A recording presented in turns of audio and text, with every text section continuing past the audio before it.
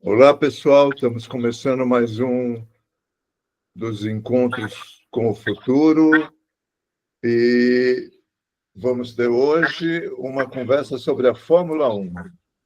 Então, vou passar para o Arnaldo para fazer a apresentação do nosso convidado de hoje. Arnaldo. Muito bem, boa tarde a todos. Bem-vindo, Ricardo Molina, o nosso convidado de hoje, já agradecendo por ele ter aceitado o nosso convite. E o título da reunião vai ser o Esporte a Motor como canal de inovação e desenvolvimento tecnológico.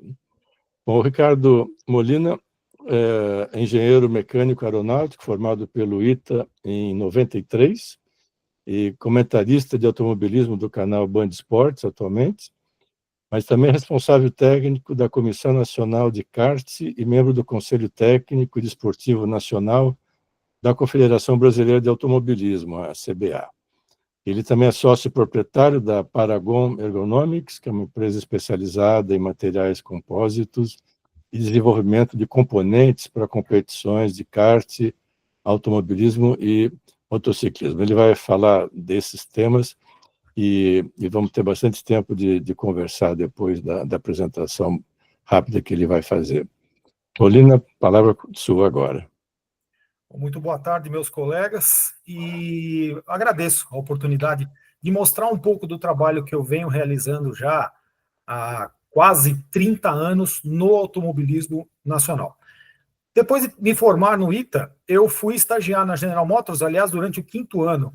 Eu estagiava em São Caetano, concentrei as matérias entre terça e quinta, estagiava de segunda e sexta, passei pela General Motors, passei pela Volkswagen, depois fui para o campo de consultoria industrial, mas desde 92, ainda no ITA, eu peguei uma bolsa de iniciação científica que se chamava Delaminação de Corpos de Prova de Fibra de Carbono, e comprei o meu primeiro chassi de kart.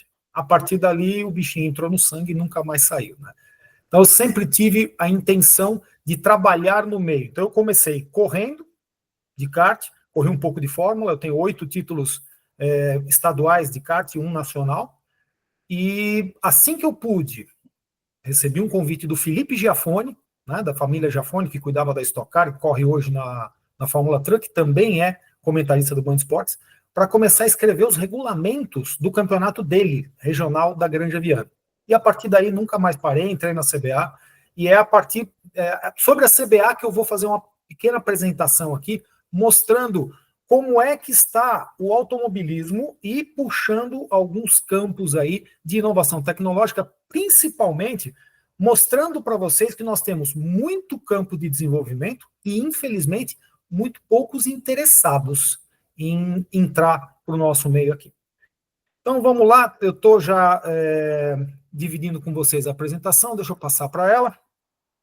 Aliás, não é esta. Ok, muito bem.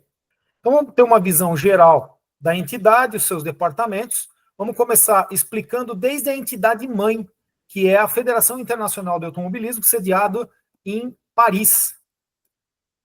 Então, a FIA, ela congrega todas as instituições nacionais, e não necessariamente é uma por país. Em alguns países, como no Brasil, tem 3 instituições diferentes de todo o mundo, tentando organizar o desenvolvimento do automobilismo de modo geral, para que os canais de evolução das equipes e dos pilotos cheguem às categorias máximas, que não é só Fórmula 1, a FIA também cuida do World Endurance Championship, então são os carros protótipos para pistas, para corridas de longa duração, também temos o Rally, temos os carros de turismo, então são muitas categorias. Não vou me demorar muito na FIA, porque nosso interesse mesmo, olha só, o tamanho da FIA, são 241 organizações membros, tá? Que congregam 80 milhões de usuários de estradas. A FIA não cuida só do braço esportivo,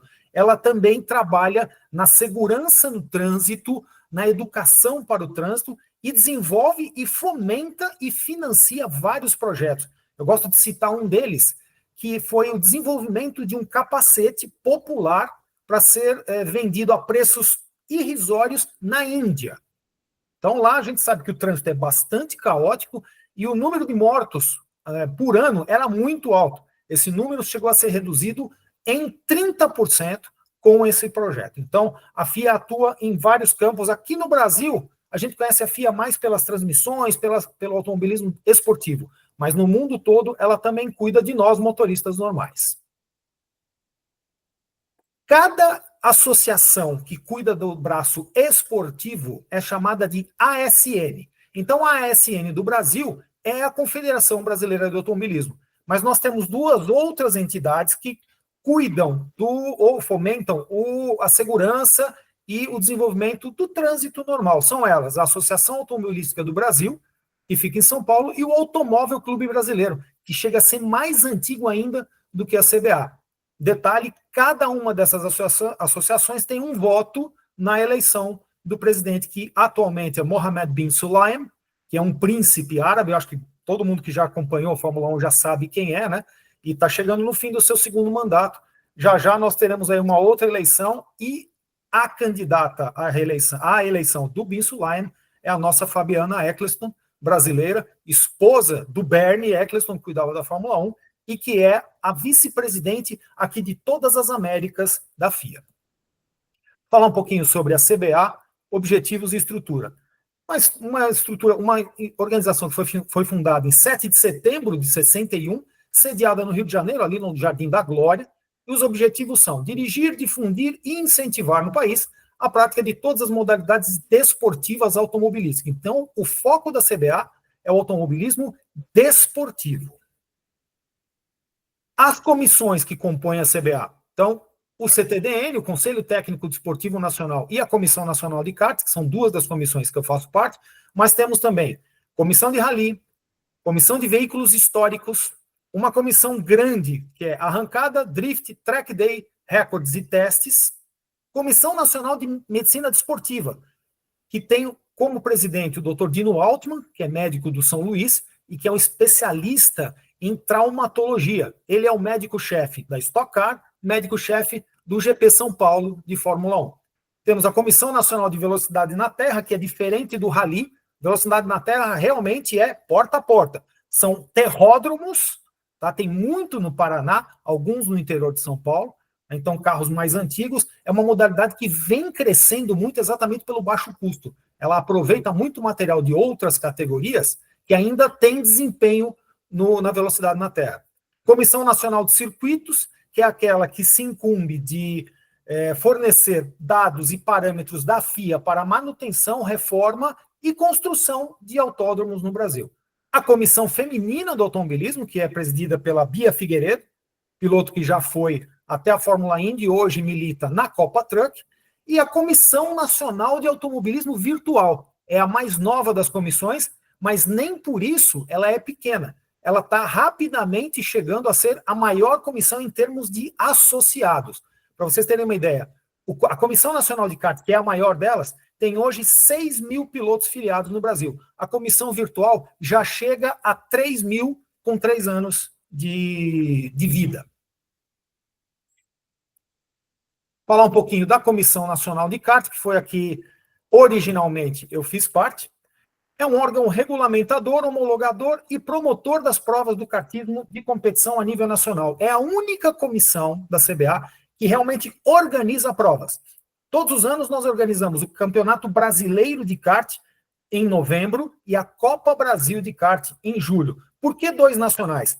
A Copa Brasil, ela foca muito no fomento do kartismo em regiões extra o centro nervoso do kartismo, que é São Paulo, Paraná, Santa Catarina e Rio Grande do Sul. A Copa do Brasil deste ano, por exemplo, será feita em Sergipe, em Aracaju. Mas nós já fizemos na Paraíba, estamos vendo para fazer em Paragominas, quer dizer, nos rincões onde o kartismo ainda não é desenvolvido, nós levamos um nacional para lá, porque realizando o nacional em julho, o regional dá uma aquecida. Então, pilotos de outras regiões vão lá correr o regional para poder treinar naquela pista. E acaba incentivando o kartismo local, deixando chassis mais antigos tal, e trazendo os pilotos da região para participar de um campeonato forte com parâmetros exequíveis, que são os pilotos aqui do Sudeste. Então, ó, errei o número, hein? 6 mil estava na minha cabeça, já são mais de 7.500 pilotos filiados, uma vez que a gente teve a introdução do kartismo de locação como modalidade oficial, que a gente chama de kartismo indoor. Então, nós temos filiados de 8, eu vou dizer 60 plus, mas eu sei que tem um piloto, o Gianfranco Pandolfini, que tem 75, e ele é piloto de kart, participa da categoria 60+, tanto de 2 tempos quanto de 4 tempos. O rapazinho ali ainda anda um bocado. Nós temos 22 categorias de kart que variam de idade, grupo de chassis. O chassis para nós adultos é o chamado grupo 2. Nós temos o grupo 3, que é um chassis mais ou menos em 80% da escala, para as crianças ali entre 10 e 12 anos, e o chassi cadete, que é dos 8 aos 10. Então, são 3 tamanhos diferentes de chassis. Tipos de motores, 2 tempos e 4 tempos. Então, 4 tempos, aquele famoso motor Honda, né, de gerador de 360 cc, que produz ali originalmente os seus 13 cavalos, vai produzir uns 15 em ritmo de competição. E os 2 tempos tem uma variedade enorme, que vai do motor Yami X30, com 32 cavalos, até os motores da categoria Shifter, que são 125, 2 tempos, 6 marchas, com 54 cavalos, para 180 quilos de peso total, kart mais piloto. Então, já falamos das 2 nacionais. Para vocês terem uma ideia, 2025 vai ser a 60ª edição do Campeonato Brasileiro de Kart, e a Copa do Brasil entra na sua 29ª edição. Para vocês terem uma ideia, o Brasil é detentor do recorde do maior campeonato de kart organizado no mundo, que foi no Beto Carreiro Brasileiro de 2021, com 540 inscritos. Não coincidentemente, nós vamos repetir a sede esse ano, nosso 2º mandato, e a nossa expectativa é passar de 600 inscritos nas 2 semanas que duram o campeonato nacional.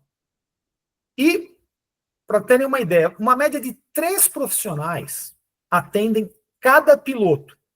Então, você tem ali um chefe de equipe, um mecânico e um operador de telemetria.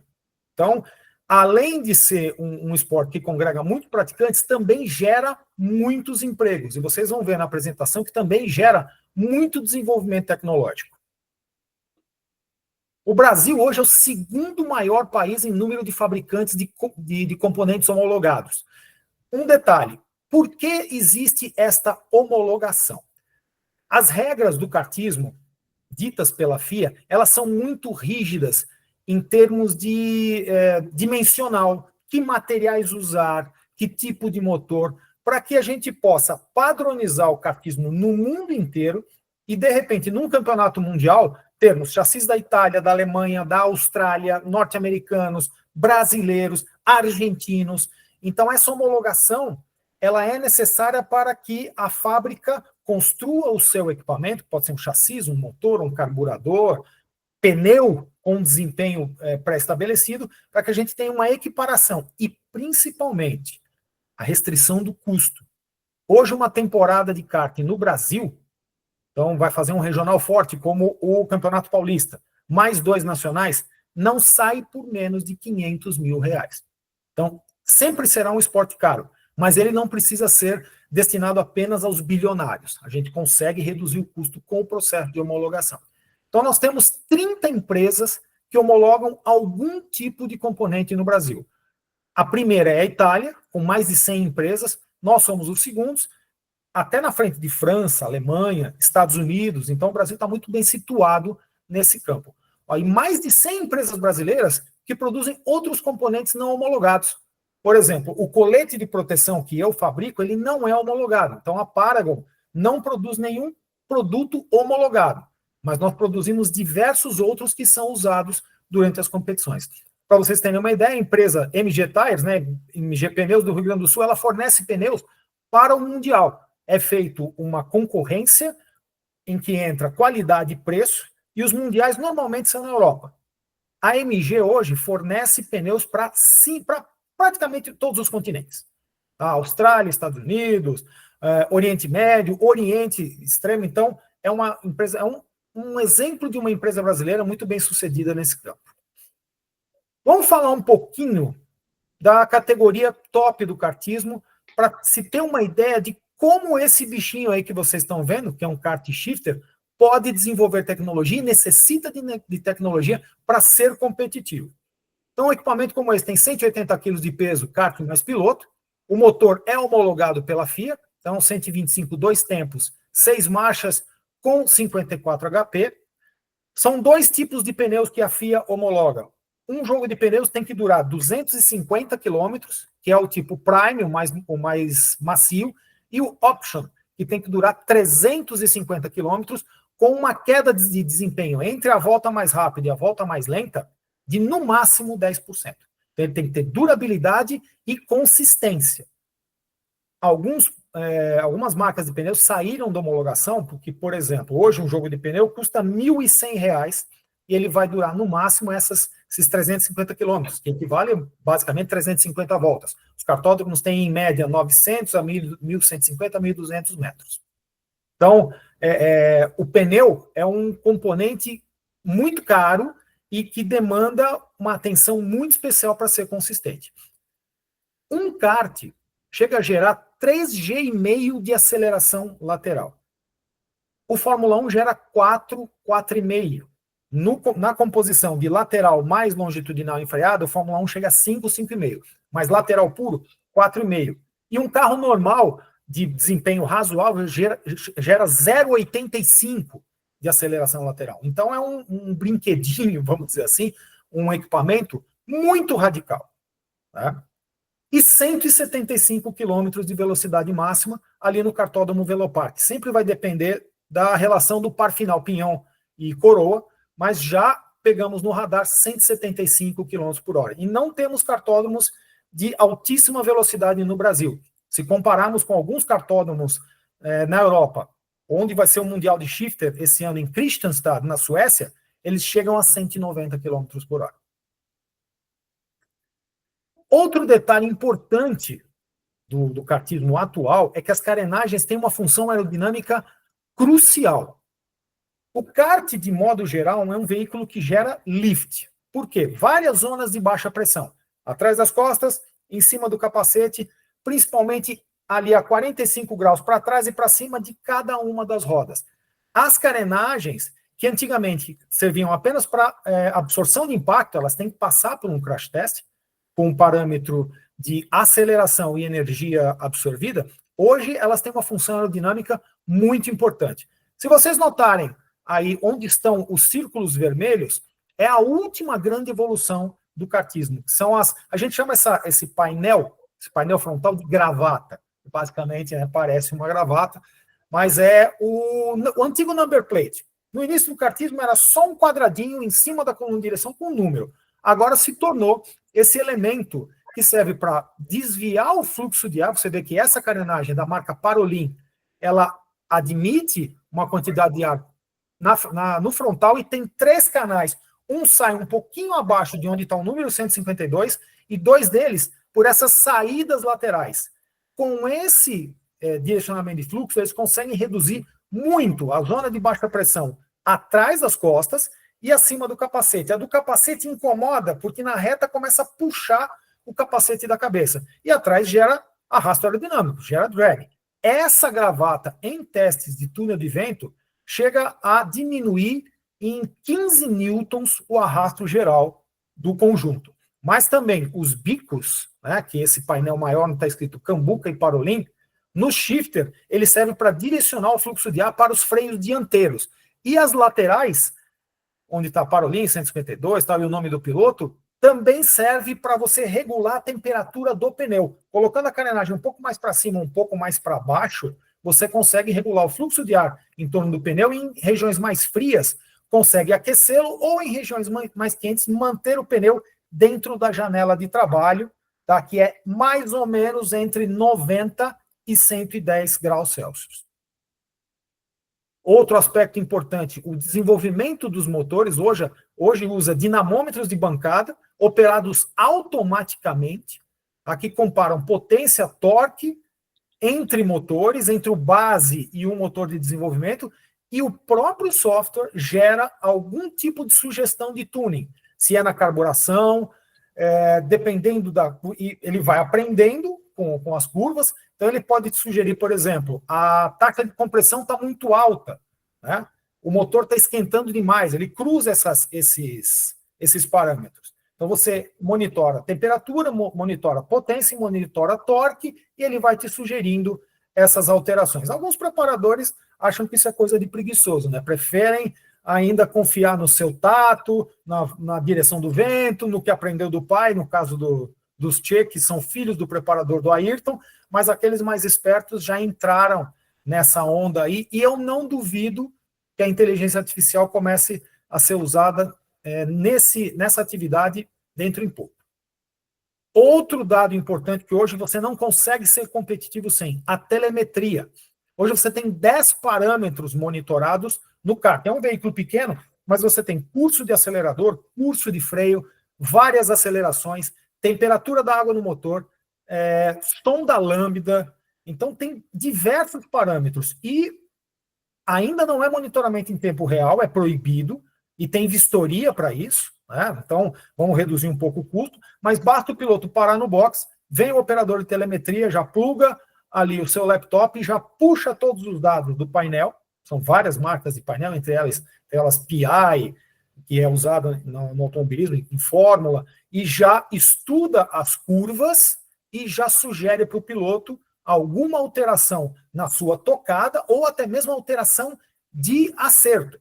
Se, por exemplo, um piloto está com os parâmetros corretos de ângulo de volante, acelerador e freio, mas a aceleração lateral de uma hora para outra ela cai, o operador de telemetria já consegue entender se o kart está perdendo aderência no meio da curva, escapando de traseira, escapando de frente, e já vai sugerir algum tipo de acerto. Aí entra a habilidade do mecânico também, que sabe que se trocar um suporte de roda traseira de alumínio por magnésio, ele vai conseguir soltar um pouco mais a traseira. Ou aumentando esse suporte, esse que a gente chama de cubo de roda, deixando ele mais rígido, você vai pregar um pouco mais a traseira. Então tem uma infinidade de acertos e uma infinidade de informações que esse sistema de telemetria nos dá. Outro aspecto importante, a proteção do piloto.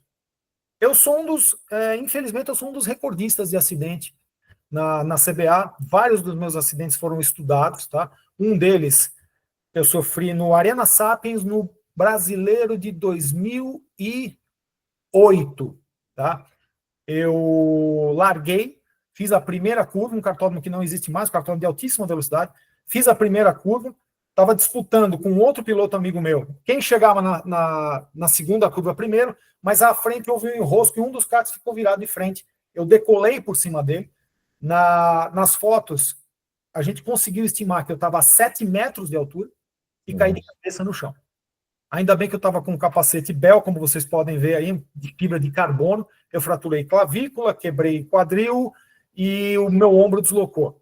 Mas eu corri no dia seguinte. Voltei o ombro para o lugar, com o quadril ainda fraturado, que eu não sabia, clavícula a gente amarrou e eu corri no dia seguinte e fiz as finais. Os macacões são de fibra de nylon, tá? Não é fibra de carbono, ele não tem que ser a prova de fogo, mas ele tem que ser a prova de rasgão, né, que a gente fala, de atrito contra o asfalto. E tem um teste específico da FIA para o material, tá, que simula o atrito com o asfalto. Tem uma série de parâmetros. Infelizmente, nós tentamos fazer esse teste aqui no Brasil, que no Brasil nós temos 6 marcas de macacões. Só 3 delas são homologadas FIA e podem ser usadas em competição. As outras 3 fornecem para o kartismo de locação.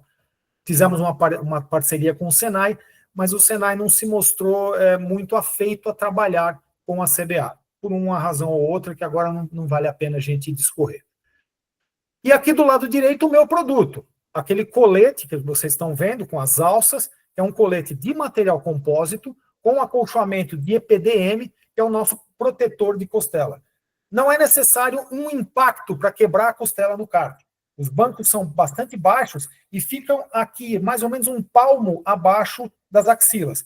Então, mesmo gerando 3Gs e meio, e você pegar uma zebra, é demais para a costela, para você não usar um colete dentro. Então, um colete muito necessário e dentro em pouco ele será tornado obrigatório.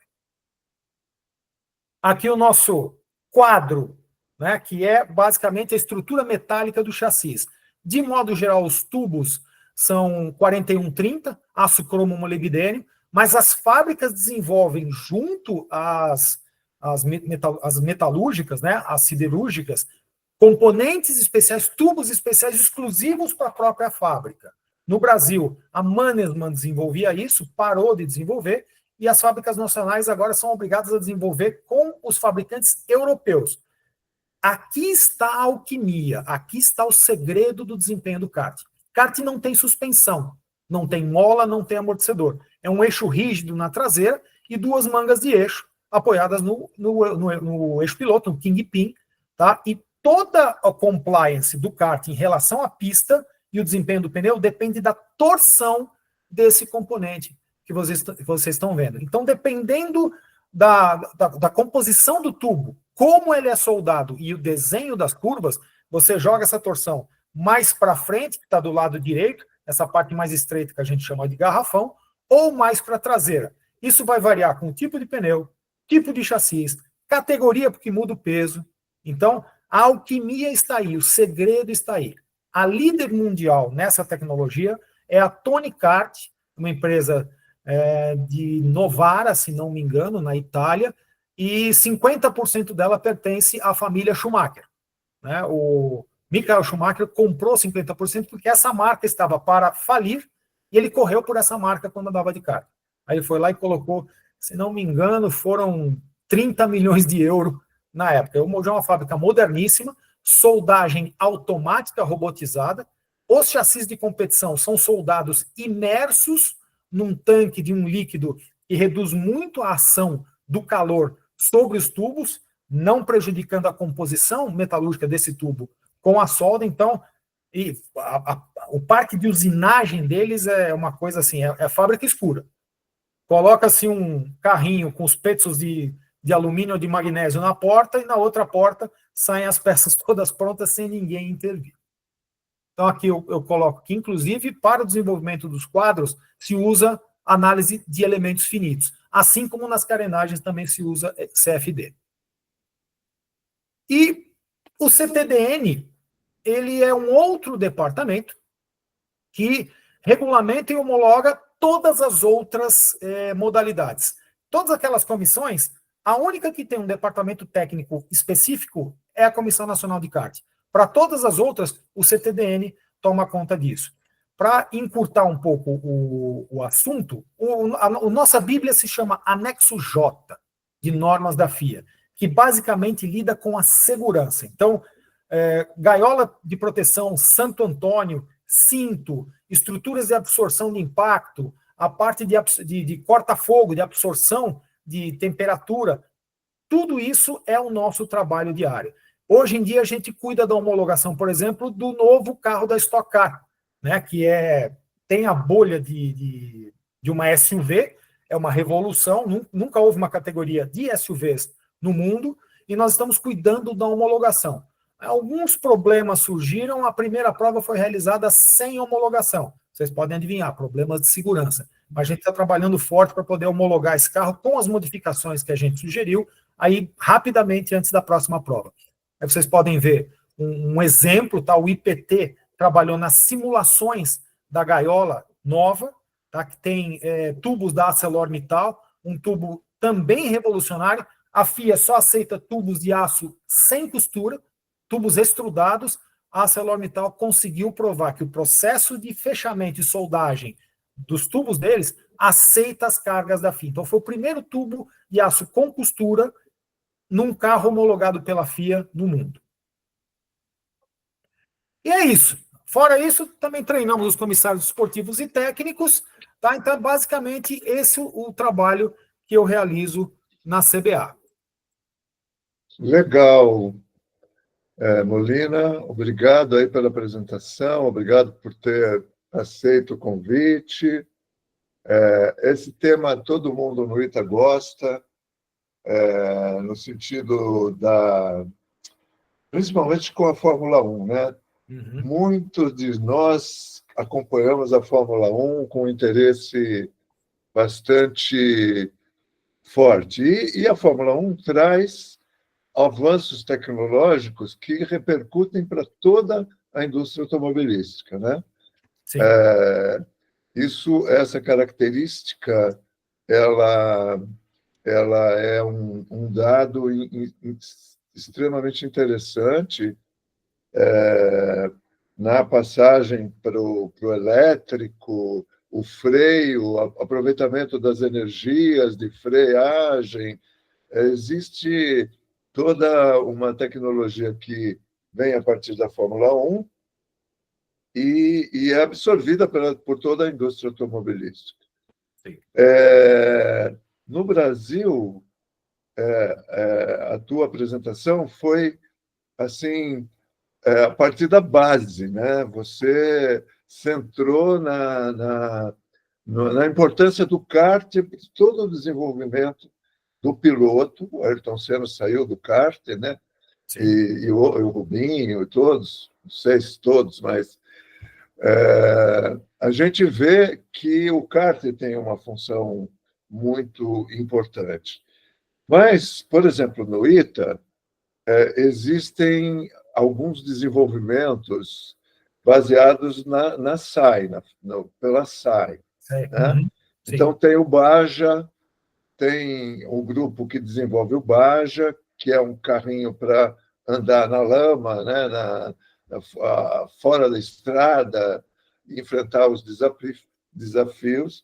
Tem o Fórmula ITA, que é um carrinho de corrida, um carro de corrida, uma gaiola para correr, e se busca estabelecer também a fórmula a hidrogênio. Também está se buscando trabalhar com grupos nessa área. Né? Como você vê essa interação SAI com as confederações de automobilismo no Brasil, e como você vê a possibilidade de avanços tecnológicos a partir dessa interação? Essa interação já foi muito maior. A CBA já apoiou essa iniciativa da SAI há uns 10 anos atrás, fornecendo os venues, né, o autódromo, ajudando na divulgação e abrindo o CTDN para ajudar a escrever regulamentos, a formar os comissários técnicos, principalmente, porque o desportivo não é tão necessário nesse caso, porque a competição é individual, se não me engano, apenas no Baja é que tem uma competição roda a roda, né? Mas isso diminuiu muito nos últimos anos, infelizmente, Infelizmente, eu vou criticar, tá? Administrações anteriores não eram tão afeitas a isso, estavam muito mais preocupadas com as categorias de automobilismo desportivo do que com o desenvolvimento tecnológico. Nesta administração, a gente tem procurado abrir várias iniciativas para absorver engenheiros, para criar frentes de trabalho. Então, para a Porsche Cup, por exemplo, a CBA faz concursos para engenheiros e ajuda a selecionar recém-formados. Na Stock Car, as equipes também costumam absorver, tá? Mas ainda não conseguimos retomar essa parceria com a SAE. Seria fundamental que isso voltasse a acontecer, porque em algum momento nós vamos ter que eletrificar, em algum nível, os carros de competição no Brasil. O Audace, né, que é o novo carro da Stock Car, já tem um anteprojeto para que isso aconteça, para que ele se torne híbrido e não só combustão interna exclusivamente. Então, essa interação seria muito importante para poder aproveitar o know-how das instituições de ensino diretamente com o automobilismo. Porque quando passa pela montadora, aí a montadora torna os conceitos como se fossem proprietários, entendeu? Então passa a ser um segredo industrial e dificilmente se divide esse conhecimento com a competição. Poucas categorias hoje usam o veículo vendido normalmente como base para a competição. Apenas os carros de turismo N, que a gente chama, que são os carros como o Onix, como o Polo, né, como o Up, né, que são carros de tração dianteira. A maior parte das categorias tops usam veículos específicos, construídos em pequena escala. E a montadora não tem muito interesse. Agora que a Stock Car conseguiu fazer a parceria com 3 montadoras. Então, Mitsubishi, General Motors e qual é a outra? Honda. Não. Vou lembrar já.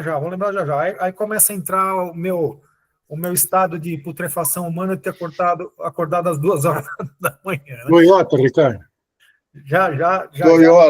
Toyota, Muito bem. É o Toyota Corolla Cross, que é o modelo deles. Muito bem, muito obrigado.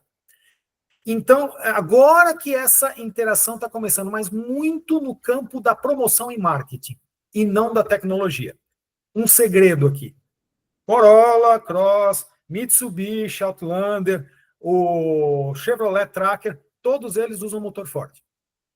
São motores baseados no Duratec 2.0, com todo o sistema de injeção Fueltech, com turbina tal, gerando 500 cavalos, mas todos eles são Ford, uma montadora que nem está mais no Brasil. Então, essa interação ela tem que ser feita com as instituições de ensino. Fica muito mais fácil e muito mais proveitoso. Legal.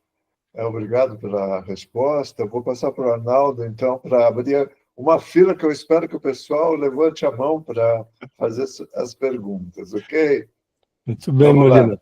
Obrigado novamente, muito interessante. Eu acompanhei algo de kart lá no início, é completamente diferente hoje, impressionante, né?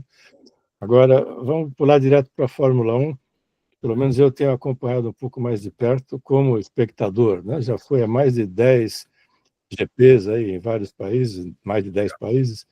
Mas, enfim, de cara eu vou te botar aí 3 perguntas enquanto o pessoal se anima aí a continuar. Perfeito. A primeira é a que mais atrai atenção no Brasil, é piloto brasileiro na Fórmula 1. Então, atualmente temos um e outros na fila. Então, eu queria que você pudesse ampliar um pouco essa análise. Eu vi que a gente sabe que você é comentarista da Band de Fórmula 1, e por isso que você acordou às 2 da manhã hoje, né?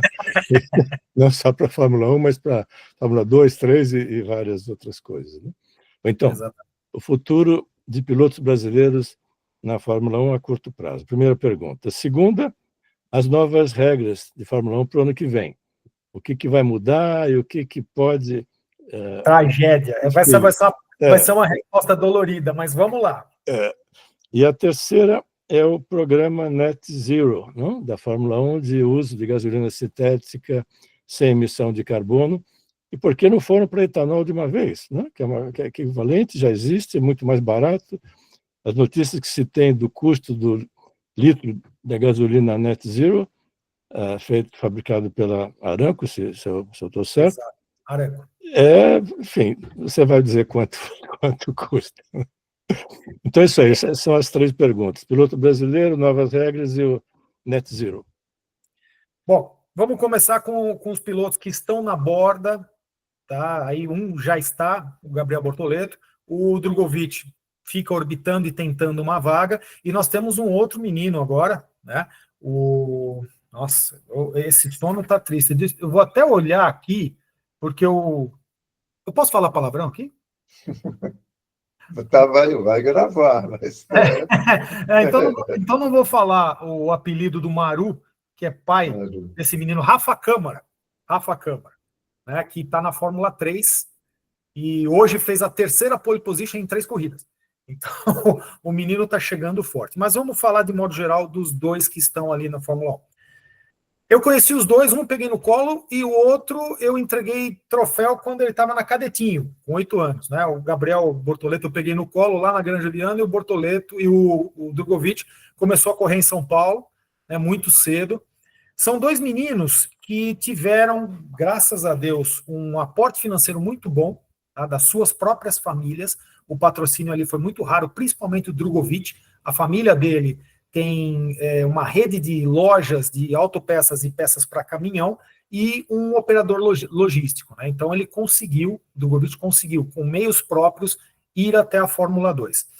Ocorre que o Drogovic, por melhor que seja, ele é muito bom. Não fosse ele tão bom, o Stroll, né, o papai Stroll não teria colocado ele embaixo da asa para cuidar.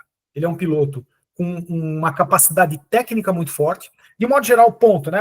Aspas aqui. Pilotos de Fórmula 1 abandonam os estudos ao final do 2º grau. A dedicação é exclusiva, raramente eles fazem alguma faculdade ligada à parte técnica. Um ou outro piloto tem um curso superior, como, por exemplo, o Nico Rosberg, ele tinha um curso, um diploma honoris causa do Imperial College, mas, na realidade, ele era formado em relações exteriores. Então, eles têm o conhecimento técnico, mas de quem senta atrás do volante. Então, alia o seu feeling com a sua experiência, né? E vão entendendo como esse feeling consegue fornecer informações úteis para os engenheiros de competição e desses para os engenheiros de concepção. Então, o fluxograma de informações é mais ou menos esse. Do piloto para o engenheiro de competição, para o engenheiro de concepção já projetando o carro do ano seguinte. O Drogovic é muito bom e o Bortoleto, ele tem uma habilidade natural fora do comum, desde o kart. A gente notou isso, tanto é que o pai dele, que é o Lincoln, né, que é o dono da Stock Car, ele é o dono de toda a categoria, ele comprou a Vicar, que é a promotora da Stock Car, o levou para a Europa já com 13 anos. A partir dos 13 anos ele já não correu mais no Brasil.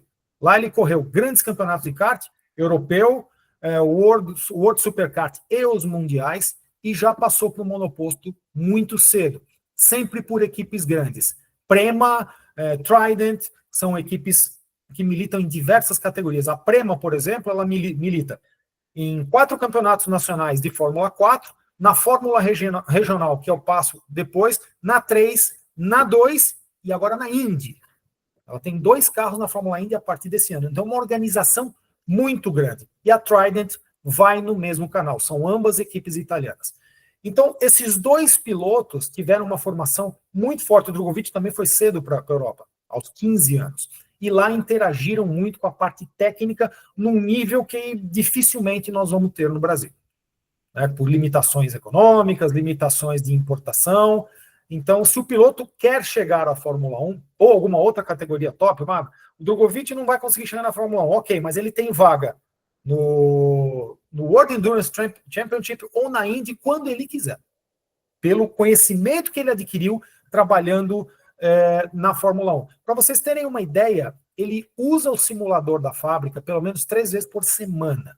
E toda vez que ele vai para o simulador, ele não dá menos do que 100 voltas em algum lugar, fornecendo informações para o acerto do modelo atual ou trabalhando nas simulações do modelo futuro. Então, é um trabalho bastante intenso e que dá para o piloto uma capacidade de ir para o WEC, por exemplo, e ir para qualquer tipo de fábrica, para a Toyota, para a Porsche, para a própria Ferrari. Então, estes são os nossos 2 pilotos. Falar um pouquinho do Rafa Câmara. O Rafa Câmara é melhor que os outros 2. Porque ele tem uma coisa que os outros 2 não têm. Ele é um Piastri da vida. Se sentar um pinguim no peito desse moleque, morre de frio. Ele é frio, controlado, dedicado ao ponto de chegar quase doente. É basicamente o Verstappen, para vocês terem uma ideia, né? O Verstappen acabou de ser pai. Uma semana depois, ele foi andar de GT3 em Nürburgring e quebrou o recorde da pista de 25 km por 2 segundos. E, enquanto isso, o Leclerc vai para a balada, o Norris vai para a balada e o Hamilton vai para desfile de moda. Quer dizer, é esse tipo de foco que cria o fora de série. E o Rafa Câmara é um fora de série. Então, vocês podem esperar que esse menino também vai chegar lá. Tem mais 2 perguntas, né, Ana? Qual era a segunda é a dolorida, a do regulamento, né? Do regulamento 2026. Muito bem, vamos falar desse regulamento. É muito difícil projetar um carro mirando um alvo móvel. O regulamento de 2026 não está fechado. Era a intenção da FIA aumentar muito a potência elétrica do novo carro. Então, qual que era a ideia? 50-50. Numa situação de potência máxima por volta de 1.000 HPs, 500 deveriam vir da unidade de combustão interna e 500 da recuperação de energia. Nas simulações, com o atual nível de tecnologia, se descobriu que em diversas pistas, o maior exemplo era Monza, a partir da metade da reta já não haveria mais bateria. Então o carro aceleraria até a metade da reta e da metade da reta até o ponto de freada perderia muito da sua velocidade. E aí começaram as tentativas de correção. A primeira delas foi criar o DRS em todas as asas, na traseira, na dianteira, automático e em qualquer lugar. O que aconteceu foi que nas simulações os carros simplesmente perdiam o downforce e decolavam. Se um carro entrasse no outro, na turbulência do outro carro, eles começavam a decolar. Então, aí bateu pânico na FIA e em todas as montadoras. Porque esse novo regulamento foi usado especificamente para trazer a Honda de volta, trazer a Audi e trazer a Cadillac. E agora eles não sabem o que fazer com esse regulamento, porque vai criar uma corrida extremamente artificial, de modo geral estranha, porque um carro que acelera até metade da reta, depois começa a desacelerar, é uma coisa estranha para o público, tá? E perigoso. Se você depende de muitas coisas automáticas no carro para se manter colado ao chão, você pode contar que uma hora dessas ela vai falhar. E outra coisa, muitos parâmetros, muitos carros trabalhando juntos, não temos capacidade computacional para simular todos esses carros em ritmo de competição. Uma largada de Fórmula 1, uma disputa em Spa-Francorchamps, por exemplo, naquela reta que vem depois da Radion, o Rouge Radion, e tem uma reta enorme, com os carros cruzando um à frente do outro, gerando turbulências inesperadas e imprevisíveis, pode ser muito perigoso. Então, está todo mundo em pânico, eles não sabem o que fazer.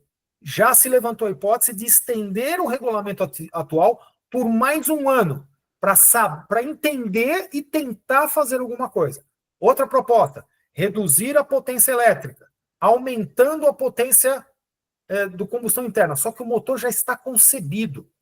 Uma alteração, nesse momento, depois de 3 anos, iria inserir um custo absurdo. Então, eles estão entre a cruz e a espada. A FIA e a Liberty Media estão trabalhando intensamente, mas não conseguiram uma resposta satisfatória que agradasse principalmente as montadoras presentes. Eles não querem perder montadora nenhuma.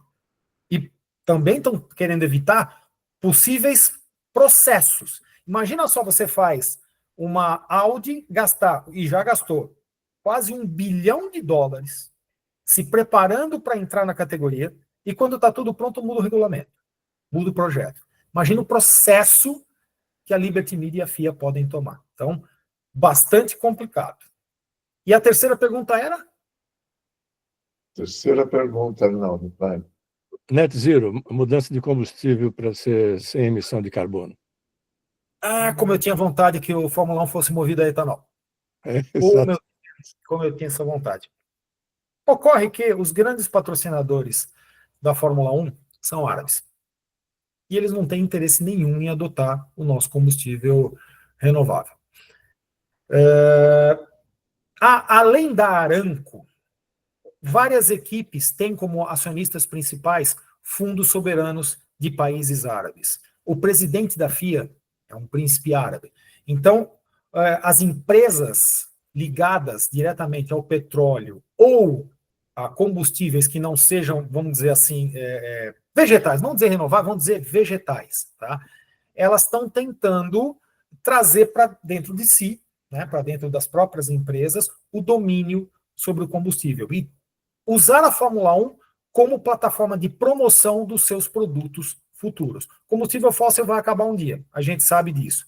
Então, a próxima saída dessas empresas foi o investimento dos seus trilhões de dólares na produção dos combustíveis sintéticos que, aspas, recuperam carbono da atmosfera. Mas há um custo, você falou certo, Arnaldo, um custo altíssimo. Hoje, a Fórmula 1 e a partir deste ano, 2 e 3 usam exclusivamente combustíveis sintéticos, tá? Como plataforma de produção. Agora, daí a dizer que esses combustíveis serão usados normalmente, eu diria que está muito longe disso, mesmo porque o fim do combustível fóssil não está tão próximo assim, principalmente em países como o nosso, em países onde o desenvolvimento tecnológico ainda não é muito grande, e as leis ainda são um pouco frouxas e não impõem parâmetros de emissão, por exemplo, como os parâmetros europeus. Normalmente a gente consome aqui tecnologia já amortizada desses países originários e vamos usando tecnologia mais velha aí por muito tempo. Então, também é uma espécie aí de campo promocional, mas que tem um pouquinho, uma dosezinha de hipocrisia e de interesse corporativo no meio. Muito bem, Molina, obrigado. Vamos então passar para o Flamínio para fazer a próxima pergunta. Então, boa noite a todos. Grato, Molina, pelas novidades. Eu tenho 2 perguntas sobre o colete que você fabrica. Então, a primeira, ele usa fibras de Kevlar ou algum outro tipo de fibra de aramida? E a segunda pergunta, você desenvolveu o colete antes ou depois do seu acidente, por uma questão de autopreservação? Obrigado.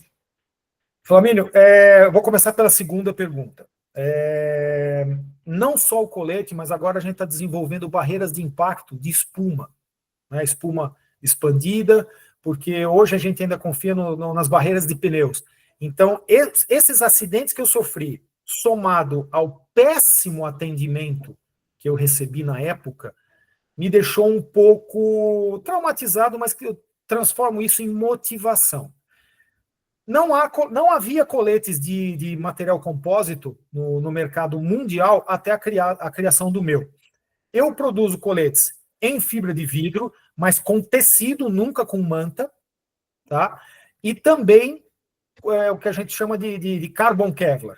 É um colete misto que usa camadas de carbono, camadas de Kevlar e camadas de vidro também, porque a gente percebeu que o carbono no Kevlar, a delaminação era muito fácil, mesmo usando resina epóxi, tá? Ainda havia delaminação. Então, com o uso normal, você via que ele começava a desfolhar. Quando a gente intermediou entre o carbono e o Kevlar, e outra de carbono e outra de Kevlar, tecidos mais leves de fibra de vidro, essa adesão foi muito mais forte. Então, um colete com 3 componentes de fibra, mais a resina epóxi. É um colete bastante aceito, principalmente pela sua leveza, e não sei se vocês notaram, ao invés de ser uma única carcaça fechada à frente, ele é multifacetado.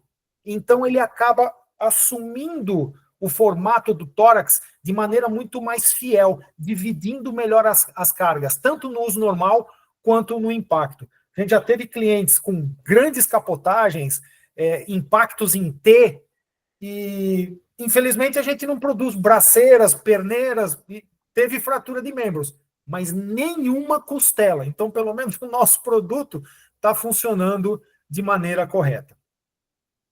E a segunda questão, tem mais uma questão, não foi? Qual que era? Olha o sono batendo. Diga qual é a outra questão. O Flamínio. Se usava tecido de Kevlar? Usamos. Você falou que sim. Uma outra dúvida que surgiu, sim. Eu trabalhei com compósitos muitos anos, para evitar da eliminação, você pode costurar na direção da espessura, colocar um reforço 3D. Também seria legal, só que, infelizmente, nós tentamos costurar, tá? Mas no processo de cozimento, que a gente faz o cozimento em estufa com patamares, a linha, mesmo sendo de nylon e tal, ela acaba encolhendo e provocando uma certa separação durante o processo de cura. Aí, ao invés de ter uma lâmina perfeita e bem fina, porque ela vai entre o banco e o piloto quer o banco menor possível, não posso aumentar o tamanho do banco. Então, acabava criando uma lâmina muito grossa, e isso não foi bem aceito no mercado. Então, a gente prefere sofrer um pouquinho mais, criando essas misturas de materiais, mas conseguindo um acabamento e um conforto melhor. Tá ótimo. Legal. Obrigado. Vamos passar, então, agora para o Fleury, Genor de Toledo Fleury, que é da nossa turma. Fleury, se puder abrir a câmera, mas se não der... Claro.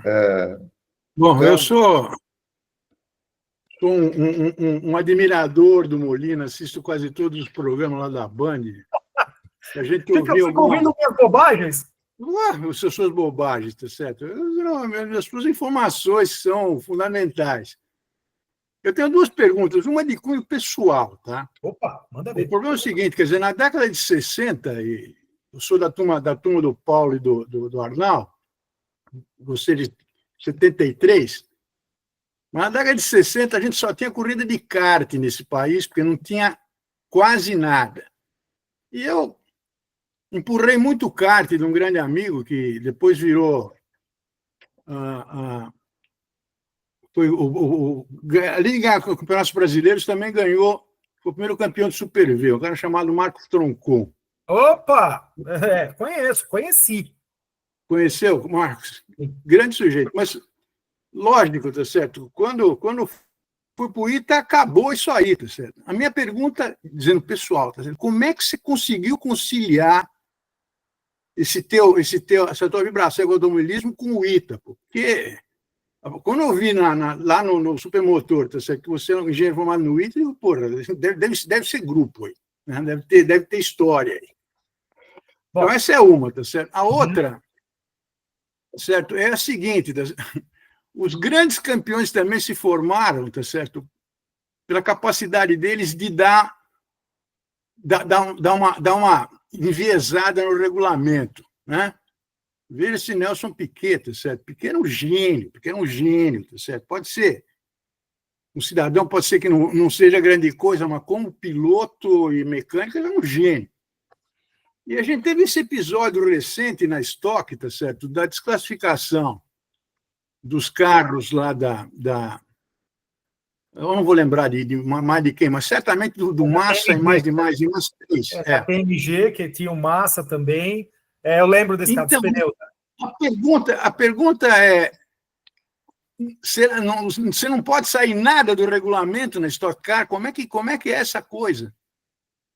Vamos lá. Então, primeiro, vamos apresentar como é que foi a minha vida no ITA, né? Eu sempre fui um daqueles caras mulas. Eu não sou um absoluto gênio, eu sempre confiei no meu trabalho duro, em tudo. Eu não sou um excelente piloto e não fui um excelente estudante. Então, meu negócio é horas de trabalho. Então, durante o ITA, realmente, essa paixão ficou um pouco prejudicada. Porém, quando chegou no 4º ano, em 92, eu já estava, sim, né? Porque, apesar de eu ser casado 2 vezes, eu sempre preferi um bom treino de kart do que sair caçando mulher. Mas, tudo bem, eu ainda sou do time. Agora, chegou em 92, eu vi essa oportunidade de pegar uma bolsa de iniciação científica. Eu sou de família bastante humilde, meus pais eram técnicos de laboratório, nível secundário, tá? Então, minha vida sempre foi complicada. Eu fiz escola preparatória de cadetes do ar, fui para EPICAR, fui para a Academia da Força Aérea, tomei pau no exame pré-voo, exame físico. Eu descobri que eu tenho uma lordose que passava do limite da autorização do uso do assento ejetado. Quer dizer, vai ter azar assim lá longe. Né? Mas no 4º ano, junto com o trabalho para a nossa viagem à Europa, que a gente era da comissão de sanduíches, vendia quase 100 sanduíches por dia só no AP. Então, imagina, né, como é que era. Era bolsa de iniciação científica, 4º ano de mecânica, que era o pior, ainda fazer 100 sanduíches por dia. Mas eu consegui comprar o meu primeiro kart e comecei a andar na rua. Eu ia para casa nos finais de semana e eu morava na Avenida dos Bandeirantes, paralela à pista de Congonhas. E tem uma rua atrás do muro do fundo de Congonhas, que era muito pouco movimentada. E eu comecei a andar de kart na rua.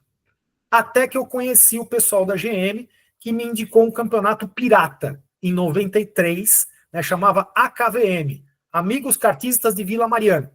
Então o pessoal se reunia, botava os karts num caminhão e ia correr em Limeira, Caraguatatuba, Torrinha. Né? Então era uma coisa assim muito amadora, né? Mas isso acabou crescendo, eu acabei indo correr oficialmente. Depois comecei a trabalhar na GM, né? Gastava o salário inteiro. Era 94 quando eu comecei a trabalhar, quando eu efetivei, eu andava de Opala 76. Mas o meu kart era o último tipo. Aí não interessava a coisa, né? Então, eu consegui conciliar, graças a Deus, mas intensificou muito quando eu comecei a trabalhar. Então, eu comecei como sênior. o kartista, ele começa como cadete, o kartista que quer seguir carreira, ele começa como cadete, aos 8 anos. E aí vem cadete, aí vai para mini, depois júnior, depois graduado e shifter. E aí vai para o Fórmula. Eu comecei como sênior, que é a idade depois do graduado. Então você tem o sênior AN, que é o sênior amador, o sênior pro, que é o profissional do kart, que veio da graduado e se tornou sênior por decurso de prazo. E depois tem super sênior, gran super sênior, tem S60+, eu já comecei como sênior. Então eu não corri quando era garoto. Eu fui correr já depois de velho, bem depois dos 18 anos. E em relação ao regulamento. Eu comecei na CBA como comissário técnico. Então o meu objetivo era escrever regulamentos e fazer as verificações pós-corrida, no kart e em algumas categorias de automobilismo. Eu costumo dizer para o engenheiro ou para o mecânico que se ele não tentar me enganar, eu não o respeito. Porque ganha corrida quem caminha nas entrelinhas. Aquilo que não está previsto, aquilo que não é óbvio. O cara que busca, como dizia o Mark Donohue, né, um piloto norte-americano, de unfair advantage. Então a vantagem desonesta, mas ela não é desonesta. Na realidade, você lê o regulamento e vê o que não está previsto ali.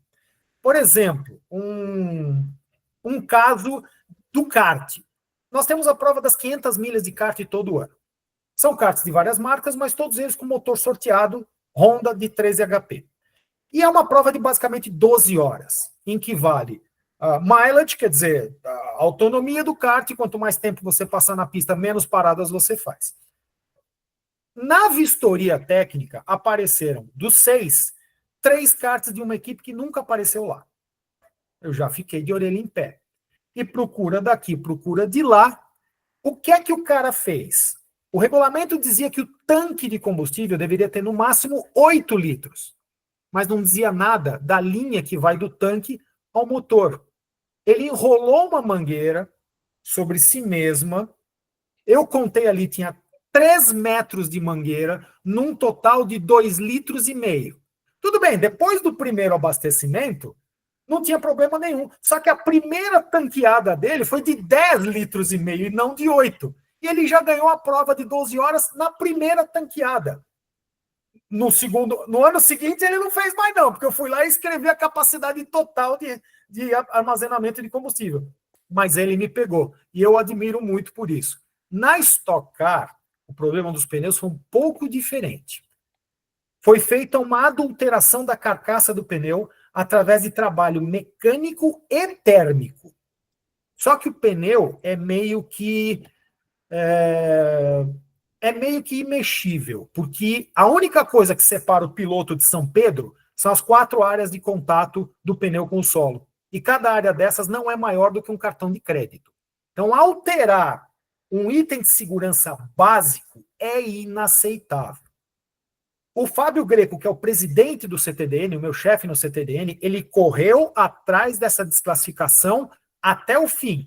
Ele foi aos últimos níveis de FIA, apelou para a Hankook, a fábrica, mandou para a fábrica da Hankook 100 pneus, ele tomou com várias, e assim, não identificados, só ele sabia de quem eram os pneus. E no final, os pneus acusados de adulteração realmente estavam muito diferentes. Mas como é que se percebeu tudo isso? Aí entra assim, o cara que é tão inteligente que ele acaba sendo orelhudo. Eles adulteraram o pneu de chuva. E no primeiro treino, os 4 carros adulterados estavam 1 segundo por volta mais rápido do que todos os outros. Desculpa, só tem piloto de ponta ali. Como é que os caras de uma hora para outra acharam 1 segundo no bolso? Aí deu muito na cara, né? Se eles tivessem sido 2 décimos, 3 décimos, ok. Pô, os caras guiaram bem pra caramba. 1 segundo, tem coisa errada. Muito bem. Vou passar agora, então, para o Arnaldo para fazer a próxima pergunta. Vou aproveitar aí que tem espaço, o pessoal não está levantando a mão, Ricardo. Bom, então, 2 perguntas de novo. Uma, além dos pilotos brasileiros, nós temos itianos como engenheiros nas equipes de Fórmula 1. O Augusto que tem apelido Uruguai, de 2007, né? Ele está na Sauber como fazendo simulação dos carros, não na corrida em si, mas no projeto, né? Exato. Uhum. Tem mais algum italiano ou brasileiro que seja trabalhando nas equipes? E a outra pergunta é o que você pode comentar sobre Fórmula E? Vamos lá. Já houve mais engenheiros brasileiros, tá? Entre eles o Rico Penteado, né, que faz parte da Motorsport, né, que é um site mundial que tem uma filial aqui no Brasil. Ele trabalhou na área de motores da Renault no tempo do Alonso. Né? Hoje ele está um pouco afastado, ele se afastou um pouco, mas acabou de ser convidado para o European Le Mans Series e voltou para a Lida. Né? Não tivemos muitos brasileiros. Se não me engano, teve um Otávio Guazelli, na Minardi, também na parte computacional, há muitos anos atrás. Ocorre que esse trabalho de Fórmula 1 é um trabalho de dedicação exclusiva, e quando eu falo exclusiva, é 24 horas por dia. É muito difícil chegar lá, porque a seleção é na lida, e não é assim, eu vou bater na porta da Williams, eu quero trabalhar aí, tem aí uma vaga aberta. Não, você tem que ter começado muito antes. E para o brasileiro ser visto por uma equipe de Fórmula 1, ele tem que ter passado, na época, Fórmula 3, Fórmula 2, por outras categorias, e através de networking chegar nas equipes de Fórmula 1. Já é difícil para o brasileiro ir para fora. Hoje nós temos, por incrível que pareça, 4 engenheiras formadas na Anhembi Morumbi que trabalham como engenheiras ou de pista ou de pneus ali nas várias categorias de GT. Elas querem chegar lá, mas o que aconteceu? Elas se formaram, abriram mão de qualquer tipo de conforto, qualquer tipo de padrão de vida e foram morar em barraca, foram morar em motorhome. Então, para chegar a uma equipe de Fórmula 1, ou você vem de uma montadora, de algum canal em que a tua habilidade seja muito específica, ou você vai para a lida mesmo, para o campo de batalha. E o acesso para os brasileiros para trabalhar lá fora continua sendo muito difícil. Barreira de língua é uma delas. E outra, infelizmente, e aí eu falo de modo geral, o nosso povo não curte muito esse trabalho de mais de 8 horas por dia. Eu trabalho entre 10 e 16, porque vocês podem ter feito a conta, né? Paragon Ergonomics, CTDN, CNK, Band Sports, e eu dou aula na Academia Ipiranga também. Aula de mecânica para pilotos de kart iniciantes. Eu não conheço muitos igual a mim, que sejam retardados o suficiente para prejudicar a própria saúde em função de um ideal, em função do trabalho. Em nenhum desses 5 trabalhos eu fico milionário. Né? Eu já falei aí que eu tenho um Focus 2006, uma Mercedes 2008 blindada que eu comprei do Reginaldo, que estava encostada, e um Corsa 96. É o que eu tenho, porque eu estou mais interessado em me divertir, com ela abaixo, que minha mulher não escutar. Eu estou mais interessado em me divertir do que em ganhar dinheiro. Mas nem todo brasileiro é assim. Então, eu acho que a gente precisaria mudar um pouco a nossa cabeça. A gente precisaria gostar um pouquinho de mão na massa. Precisaria gostar de sangrar um pouco mais no trabalho para aumentar esse canal para os brasileiros para trabalhar em atividades tão intensas quanto a Fórmula 1. Legal. E a Fórmula E? E a Fórmula E. Fórmula E, vamos lá. A mudança da matriz energética é um negócio muito polêmico. A Fórmula E veio através da iniciativa de 2 espanhóis e do Lucas de Grassi. O Lucas de Grassi é um piloto brasileiro que chegou à Fórmula 1 por um espaço de tempo muito curto, mas foi piloto de testes da Renault e da Pirelli por muito tempo. Um cara inteligentíssimo, com um QI absurdo, e que comprou essa ideia do carro elétrico. Ele desenvolveu o primeiro modelo, né, que foi o Spark 01, e está lá até hoje. Ele é o piloto com mais provas que tem na Fórmula E. E eu já conversei muito com ele, e ele crê piamente que a matriz energética elétrica vai dominar todos os meios de transporte em terra. Eu absolutamente não acredito nisso. Primeiro porque, para fazer a conversão da nossa frota, eu acho que não tem matéria-prima suficiente para criar tantas baterias para a primeira vez que se troca a frota. Para reposição de bateria, menos ainda, com a tecnologia atual. Segundo, se a gente substituísse toda a frota do Brasil hoje, por exemplo, criaríamos um blackout absurdo. Não teria luz para hospital, não teria luz para fábrica, porque nós não produzimos energia elétrica em quantidade suficiente hoje. E tem um outro problema também. Não temos fábricas aqui no Brasil. Hoje dependemos fundamentalmente de tecnologia importada. Chega aos meus ouvidos, principalmente através dos meus colegas que são jornalistas e que conseguem aí aquelas bocadas de carro emprestado, tal. Então eles estão muito dentro das marcas elétricas e eu procuro não citar nenhuma porque é um problema de todas elas. Se você tem um pneu furado hoje com o teu carro elétrico, a espera para trocar esse pneu é de 2 meses. Se você tem um problema na suspensão de um carro desses, você vai ficar sem o carro por 6 meses. Então, as fábricas que estão chegando aqui têm um problema de pós-vendas brutal que está matando o conceito aqui no Brasil. Fora outros problemas, principalmente o problema de incêndio. O incêndio da bateria de um veículo elétrico é basicamente uma combustão explosiva.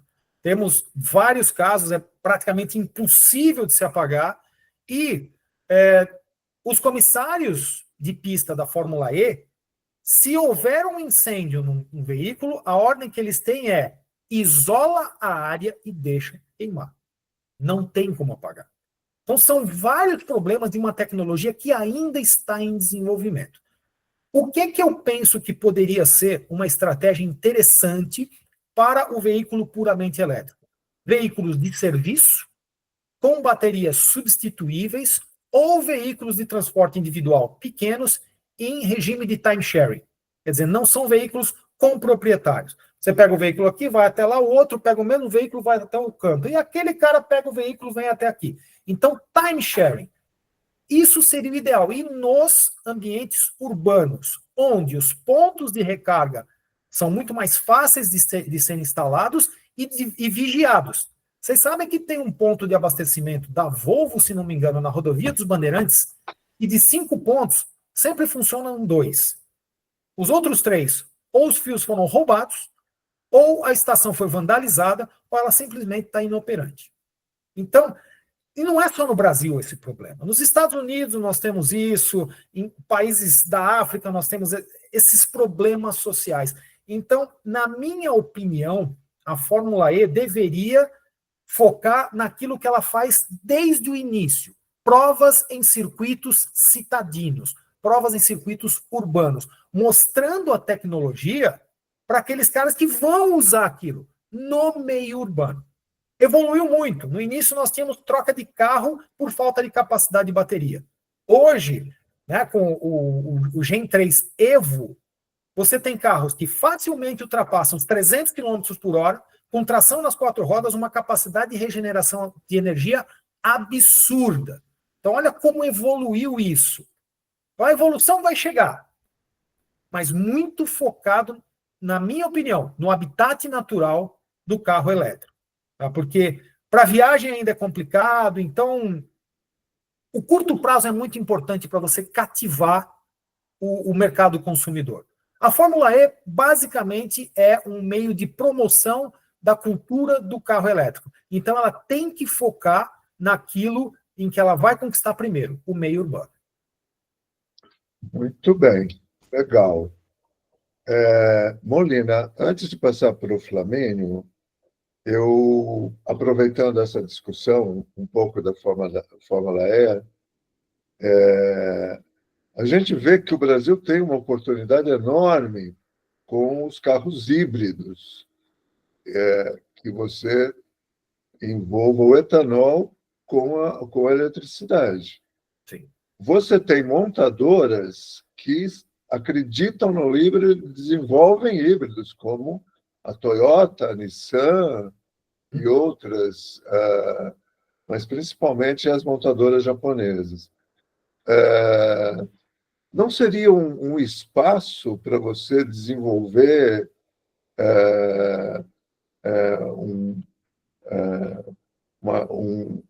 uma linha dentro do que já existe no Brasil, por exemplo, essas novas gaiolas que parecem vêm do HIV, né?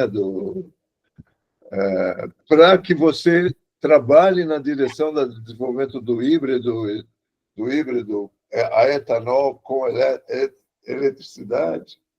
Existe um projeto dentro da Vicar e da Audace, né? A Vicar é o braço promocional, a Audace é o braço de engenharia da Stock Car. Existe já esse projeto, exatamente como você falou, junto a Mitsubishi e Toyota. A GM não se interessou, tá? Pelo menos por enquanto. Para transformar o atual Stock Car, num futuro próximo, em um veículo híbrido. Então, esse projeto existe. Mas, como eles trocaram de plataforma agora, né, para um carro novo, esse projeto foi ficando um pouco mais para frente. O automobilismo brasileiro ainda está por incrível que pareça, a gente marca muito o passo, por interesses econômicos. Até hoje, os Stock Cars eram produzidos pela JL, que era a empresa dos Giafone. A partir do momento em que o Lincoln comprou a Vicar, ele preferiu se desligar da JL, né, e criar uma estrutura própria. Então, meio que dá vários passos para trás.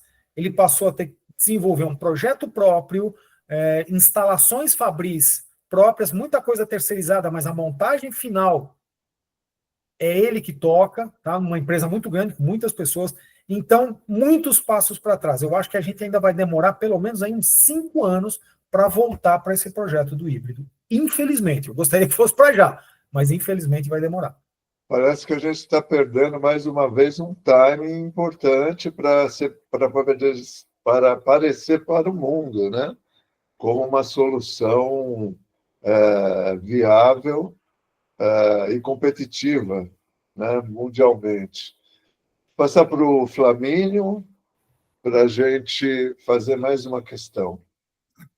Depois de uma geração com vários campeões, como Fittipaldi, Piquet e Senna, existe alguma explicação para o atual longo jejum de brasileiros campeões da Fórmula 1? Obrigado. Simples, numérico. Antigamente, a gente tinha um poder aquisitivo um pouco maior, a gente mandava muito mais pilotos para a Europa, tá? Desde o kart.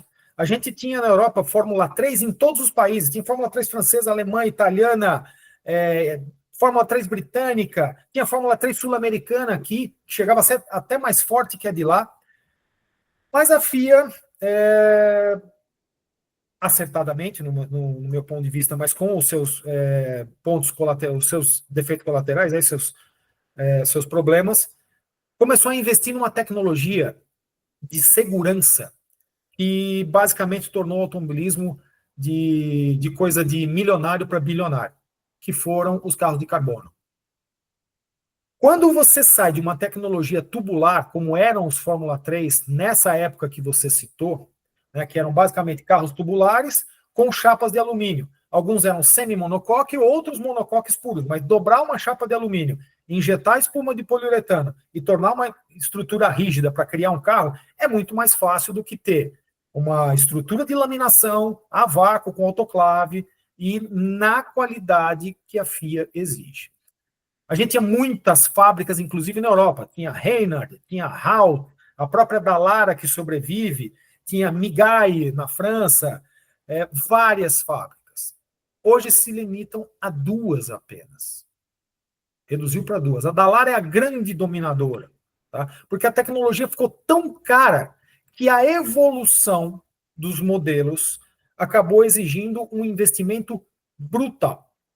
Hoje, para correr na Fórmula 3, por exemplo, você gasta $1 milhão num ano. De dólares. Já se chegou a gastar, numa temporada de Fórmula 3 europeia, $100 mil. Nessa época que você contou, que o Piquet morava na oficina, o Keck Rosberg tinha uma van velha com um Fórmula 3 e um kart, e ele ia como um cigano correndo por todos os lugares da Europa. Então, o custo aumentou demais.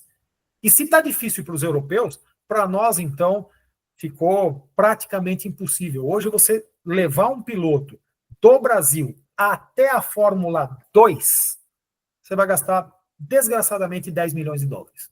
Então, é um volume de dinheiro muito grande. Por isso que os pilotos começaram a olhar para outros lados. O caminho norte-americano, tá? Que tem o Road to Indy, que são 3 categorias que dão acesso a Indianápolis, a categoria Fórmula Indy. Passou a ser buscado também. O canal do WEC, né? Começando aqui no Brasil, depois indo andar de GT, Ferrari, Aston Martin, Mercedes, Mustang e tal, para depois chegar nos protótipos, e a própria Stock Car passaram a ser as categorias de preferência para o piloto que quer seguir carreira. Ele não está mais tão ávido a investir todo o dinheiro da família para chegar na Fórmula 1. Ele prefere investir um pouco e já começar a dar retorno. Então, infelizmente, a gente está nesse ponto aí de primo pobre cada vez mais. Muito bem. Arnaldo, estamos chegando ao fim aí, vamos fazer mais uma pergunta para a gente encerrar, então. Eu queria voltar ao tema inicial, que era especificamente na Fórmula 1, como canal de inovação para desenvolvimento tecnológico, né? Por coincidência, hoje mesmo no site lá de Fórmula 1, da corrida desse fim de semana, tem um documento que mostra 10 principais contribuições da Fórmula 1 às tecnologias que você viu, né? E várias que eu nunca imaginava, né? Como o sistema do CARES aplicado aos ônibus de Londres, né? Olha só. Né? E também questões de cirurgia, né? A parte de medicina, até tecnologias aplicadas na fabricação de pasta de dente. Essa eu não sabia. Que foi, segundo eles falam aqui, é relacionado à troca de pneus rápida, né? De como você conseguir que na fabricação da pasta de dente você tem que trocar o produto, né? E quanto mais rápido você faça, né, mais produção você tem, né? E tráfego aéreo, etc. Mas o mais comum que se vê mesmo na prática é o híbrido e o pedal shift, né? Aquelas Borboletinhas. Mas, enfim, de tudo isso aí, o que você acha que realmente tem contribuído mais a Fórmula 1 nas outras áreas, né? Olha, não para o uso normal, tá? Mas para os carros de alto desempenho. Começou com fibra de carbono, com freios de carbono, né? Discos em matriz carbono, pastilhas sinterizadas, e o disco de freio de carbono ele se mostrou um pouco difícil de usar em condições normais, mas se passou para o freio de cerâmica. O freio de carbono, se ele não chegar a 500 graus, pelo menos, ele não tem capacidade de frenagem nenhuma. Então, para uso normal seria muito complicado, mas com discos de cerâmica, as pastilhas sinterizadas, né, de grande durabilidade, grande capacidade de dissipação de calor, foram uma evolução muito forte que veio da Fórmula 1 e depois passou para os carros GT, né, e os carros de desempenho muito grande. Mas, realmente, a principal evolução que a gente vê no automobilismo são os sistemas híbridos de recuperação de energia. Porque o automobilismo ele é uma coisa insaciável. A busca pelo desempenho chega ao ponto de hoje você ter carros que são 20 segundos, 25 segundos por volta mais rápido do que há meros 20 anos atrás. Isso vai sendo transferido. Algumas evoluções acabaram não se provando adequadas ao uso normal. Por exemplo, os blocos de motor de bismulamide thermoset resin, que eram blocos de resina que a Ferrari usava, né, nunca se tornaram baratos o suficiente. Mas a capacidade de dissipação de calor e de rigidez que essa resina tinha eliminou praticamente o uso dos metais na estrutura do motor. Sabe que na Fórmula 1 o motor é autoportante, ele faz parte da estrutura, o câmbio é preso no motor e a suspensão presa no câmbio. Não tem nada que ligue o câmbio ao monobloco, apenas o motor. Ele é um elemento estrutural de torção. Então, isso acabou, infelizmente, não passando. Mas o conceito híbrido e de regeneração de energia, a criação de potência com pouca cilindrada, basta lembrar que há um tempo atrás nós tínhamos 3,5 cc's, né? 3.500 cc's, 3,5 litros de capacidade cúbica. Hoje os motores são 1,6. Então produzem, a potência específica aumentou demais, com desenho de câmara de combustão, desenho de válvula, comandos de válvula que já não são mais mecânicos, atuando através de câmeras no acionamento das válvulas, são pneumáticos ou hidropneumáticos. Tudo isso veio de Fórmula 1. Hoje, os motores Fiat, de uso normal, tem, se não me engano, a válvula de escape ainda acionada por câmara, mas as válvulas de admissão já hidropneumáticas. Aliás, eletrohidropneumáticas. Olha o sistema, que bacana. Isso aumenta muito a potência específica, o rendimento do motor e principalmente emissões, porque o controle através do módulo de controle do motor, controle eletrônico, passa a ser assim muito detalhado. Então é sempre a busca pelo detalhe mínimo e a soma, quando a gente fala os pelinhos, busca do pelinho do Felipe Giafone. Só que quando você soma um monte de pelinho, dá uma bela cabeleira, né? Então o desempenho vem a cavalo nessas iniciativas, então. Congelou? O Molina deu uma congeladinha. Mas a gente está chegando ao fim. Vamos ver se ele retorna. Mas a gente... então, eu ia dizer para ele, pessoal, que a gente costuma brindar o palestrante, né? Pela palestra, para um agradecimento, um reconhecimento que foi a palestra e que ele merece pelo que fez, né? Hoje, eu trouxe aqui, uma champanhe para a gente brindar, mas só que vai ter que brindar ao vivo. Não dá para eu abrir aqui sozinho, né? O Molina disse que o computador dele deu um crash total lá. Deu crash total. Então, mas pelo menos está aí, tá feita a lembrança. Diz para ele que a gente está brindando com champanhe hoje. Acho que ele vai voltar aí, vamos ver. Olha aí, Molina. Muito bem. Ainda não apareceu. Está reiniciando lá o computador. Está reiniciando. Nós já estamos com o tempo no limite. Fala que você acabou a champanhe antes dele voltar. Acabou a champanhe antes dele voltar. Bom, pessoal, vamos encerrando. Vamos parando a gravação e a gente pode continuar conversando um pouquinho mais, ok? Tchau, então. Obrigado para todos.